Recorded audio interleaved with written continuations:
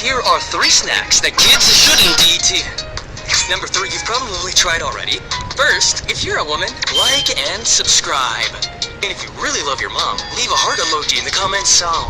Number 1, Dragon Breath.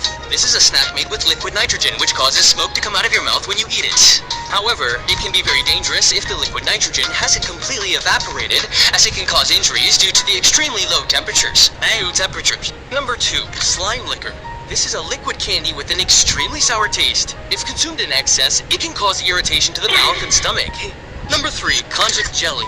This is a very elastic jelly that has been linked to cases of choking in some children. Hey, but that's why its sale is restricted and regulated in some places. By the way, which of these have you tried?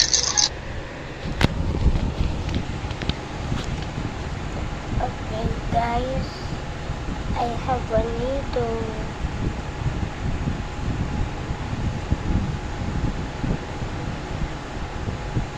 I have a needle bear.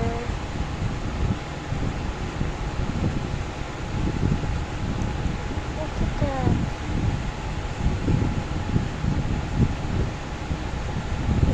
So, ang mahal niya guys, yung mga videos na hindi pwede manood dito. Kasi Philippines ako sana masalita sa Philippines, hindi sa Amerika.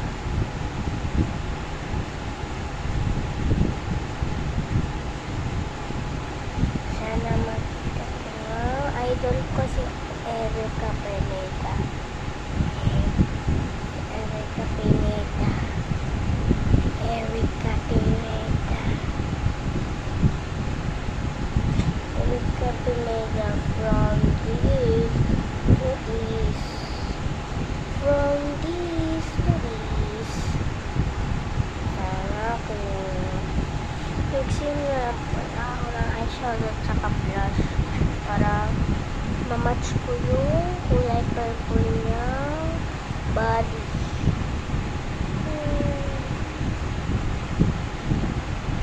Okay, satisfied.